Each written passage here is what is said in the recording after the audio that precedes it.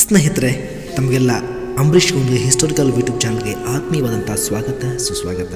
ಗೆಳೆಯರೆ, ತಾವೆಲ್ಲರೂ 19ರ ದಶಕದಲ್ಲಿ ನಿಮ್ಮ ಬಾಲ್ಯವನ್ನು ಕಳೆದಿರ್ಬೋದು ಅಂತ ಅನ್ಕೋತಾ ಇದ್ದೀನಿ. ಯಾರೆಲ್ಲ 19ರ ದಶಕದಲ್ಲಿ ನಿಮ್ಮ ಬಾಲ್ಯವನ್ನು ಕಳೆದಿರ್ತೀರೋ ಅವರಿಗೆ ನಿಮ್ಮ ಶಾಲೆಯಲ್ಲಿ ಆ ಮಾಡಿದ ತುಂಟಾಟಗಳು ನೆನಪಿರಬಹುದು.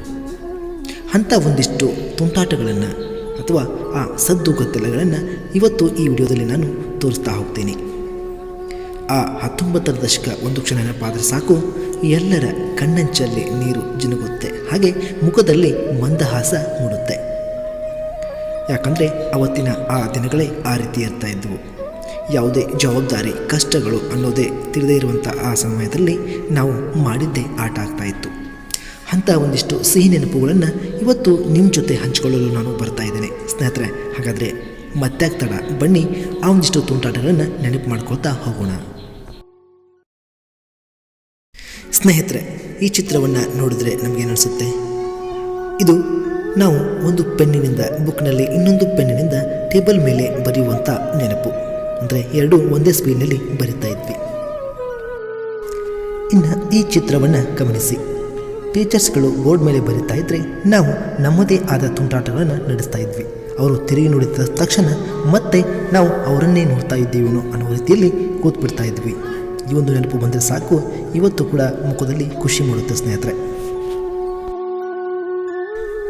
ಈ ಚಿತ್ರವನ್ನು ಗಮನಿಸಿ. ಶಿಕ್ಷಕರು ಪುಸ್ತಕವನ್ನು ಮುಂದಿಟ್ಟುಕೊಂಡು ಪಾಠ ಮಾಡುವಾಗ ನಾವು ಅವರು ನೋಡ್ತಾ ಇಲ್ಲ ಅಂಥೇಳಿ ನಾವು ಮಾತಾಡ್ತಾ ಇದ್ವಿ. ಆದರೆ ಅವರು ತಮ್ಮ ವಾರೆಗಣ್ಣಿನಿಂದ ನಮ್ಮನ್ನೆಲ್ಲ ನೋಡ್ತಾ ಇದ್ರು. ಪಾಠ ಮುಗಿದ ತಕ್ಷಣ ಬಂದು ನಮ್ಮನ್ನು ಕಟ್ಟಿಗೆಯಿಂದ ಹೊಡಿತಾ ಇದ್ರು. ಅವತ್ತು ಅಳುವಂತಹ ಆ ತುಂಟತನ ಇವತ್ತು ನೆನಪಾದರೆ ಖುಷಿಯಾಗುತ್ತೆ. ಈ ಒಂದು ಚಿತ್ರವನ್ನು ಗಮನಿಸಿ. ಟೀಚರ್ಸ್ಗಳು ಜೋರಾಗಿ ಪಾಠ ಮಾಡ್ತಾ ಇದ್ದರೆ ನಾವು ಅವರನ್ನು ನೋಡ್ತಾ ಇದ್ವಿ. ಆದರೆ ಒಬ್ಬರು ನಿದ್ದೆಯನ್ನು ಕೂಡ ಮಾಡ್ತಾಯಿದ್ರು.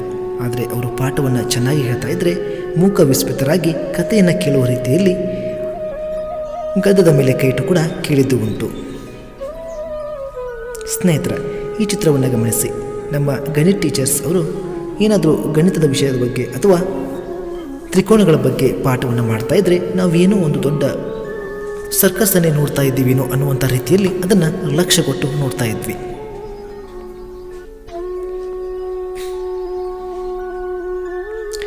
ಇನ್ನು ಈ ಒಂದು ಚಿತ್ರವನ್ನು ನೋಡಿ. ಶಿಕ್ಷಕಿಯರು ಏನಾದರೂ ಪ್ರಶ್ನೆಗಳನ್ನು ಕೇಳಿದ್ರೆ ಎದ್ದು ನಿಂತು ಉತ್ತರ ಹೇಳುವಂಥ ಹುಡುಗನ್ನು ನಾವೆಲ್ಲ ತದೇಕ ಚಿತ್ರ ನೋಡ್ತಾ ಇದ್ವಿ. ಶಿಕ್ಷಕರು ಕೂಡ ನಾವು ಯಾವ ರೀತಿ ಉತ್ತರವನ್ನು ಹೇಳ್ತೀವಿ ಅನ್ನೋದನ್ನು ಸೂಕ್ಷ್ಮವಾಗಿ ಅವಲೋಕಿಸ್ತಾ ಇದ್ರು.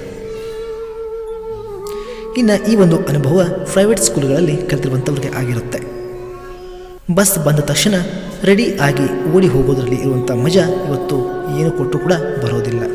ಯಾಕಂದರೆ ಇದರಿಂದ ಅಮ್ಮನಿಗೆ ತುಂಬಾ ತೊಂದರೆ ಆಗ್ತಾ ಇತ್ತು. ಇದು ಕೂಡ ಪ್ರೈವೇಟ್ ಬಸ್ನಲ್ಲಿ ಹೋಗ್ತಾ ಇರುವಂಥ ವಿದ್ಯಾರ್ಥಿಗಳಿಗೆ ಆಗಿರುತ್ತೆ.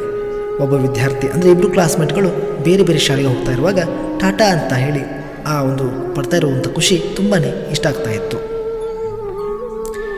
ಇನ್ನು ಇದೊಂದು ಚಿತ್ರವನ್ನು ಗಮನಿಸಿ. ಬೇರೆ ಕ್ಲಾಸಿನ ವಿದ್ಯಾರ್ಥಿ ತನ್ನ ಸ್ನೇಹಿತನಿಗೆ ಟೀಚರ್ಗೆ ಗೊತ್ತಾಗದಿರುವಂಥ ರೀತಿಯಲ್ಲಿ ತಾನು ಬರೆದಂಥ ನೋಟ್ಸನ್ನು ಅವನಿಗೆ ಕಿಟಕಿಯಲ್ಲಿ ಪಾಸ್ ಮಾಡುವಂಥ ಅನುಭವ ಇವತ್ತು ಕೂಡ ನೆನಪಾದರೆ ತುಂಬ ಖುಷಿಯಾಗುತ್ತೆ.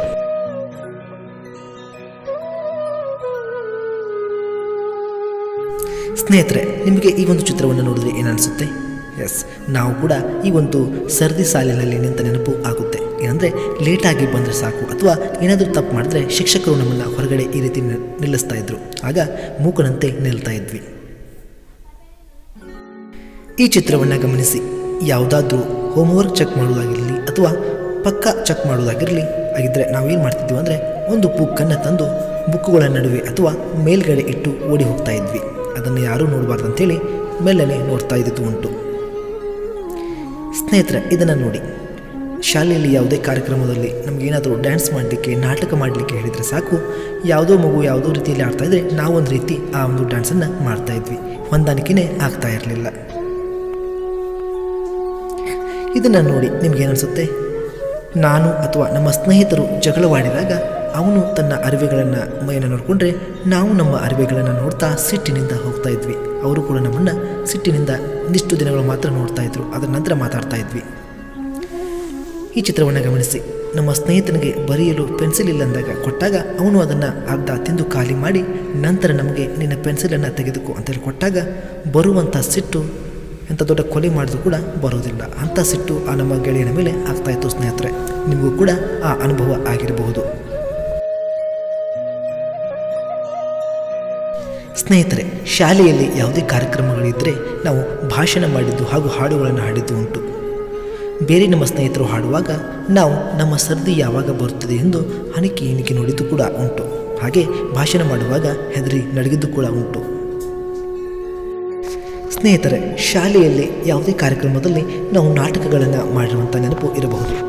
ಆ ಒಂದು ನಾಟಕಕ್ಕಾಗಿ ತಯಾರಿ ಮಾಡಿಟ್ಟಿರುವಂಥ ವೇಷಭೂಷಣಗಳನ್ನು ಯಾವಾಗ ಧರಿಸುತ್ತೇವೋ ಅಥವಾ ಯಾವಾಗ ಅವುಗಳನ್ನು ಧರಿಸಿ ನಾಟಕ ಮಾಡುತ್ತೇವೋ ಎಂಬುವಂಥ ಆತಂಕ ಅಥವಾ ಆತುರ ನಮ್ಮಲ್ಲಿ ಕಾಡ್ತಾ ಇತ್ತು.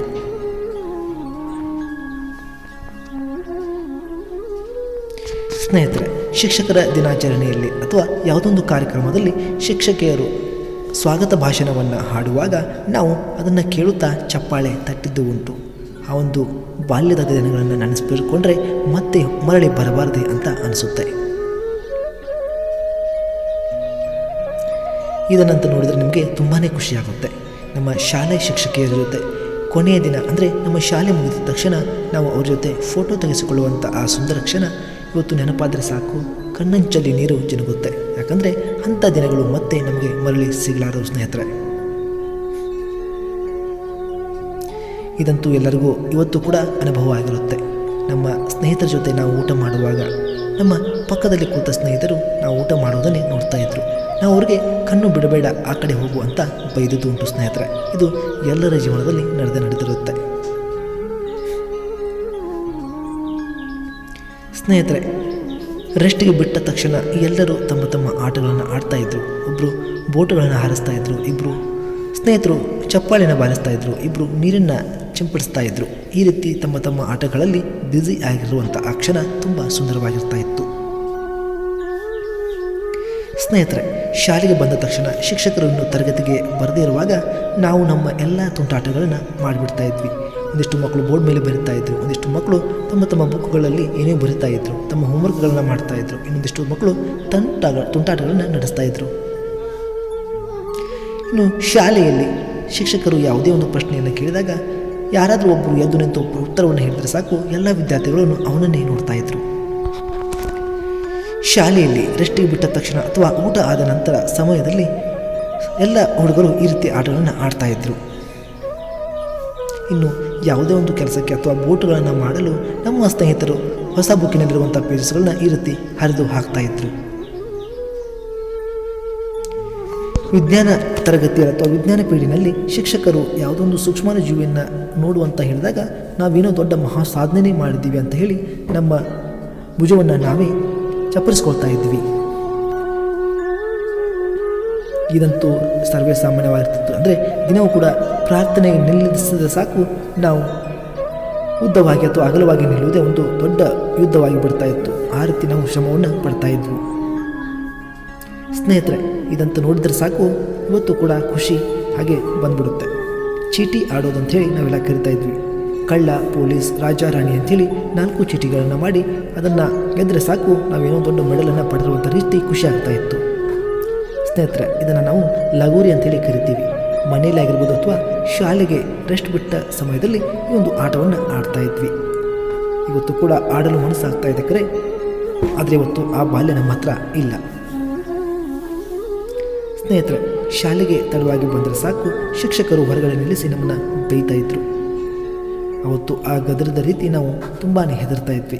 ಆದರೆ ಆ ಶಿಕ್ಷಕರು ಇವತ್ತು ನಮ್ಮನ್ನು ನೋಡಿದ್ರೆ ಖುಷಿ ಪಡ್ತಾರೆ. ಸ್ನೇಹಿತರೆ, ಇದಂತೂ ನೆನಪಿರಬಹುದು. ಇನ್ನೇನು ಶಾಲೆಯ ಗಂಟೆ ಬಾರಿಸುತ್ತದೆ, ಬೇಗ ಹೋಗ್ಬೇಕಂತೇಳಿ ಸೈಕಲ್ ಹತ್ತಿ ಹೋದರೆ ಸಾಕು ಅದರ ಚೈನ್ ತಪ್ತಾ ಇತ್ತು. ಅದನ್ನು ಹಾಕುವುದೇ ಒಂದು ದೊಡ್ಡ ಹರಸಾಹಸ ಆಗಿಬಿಡ್ತಾ ಇತ್ತು.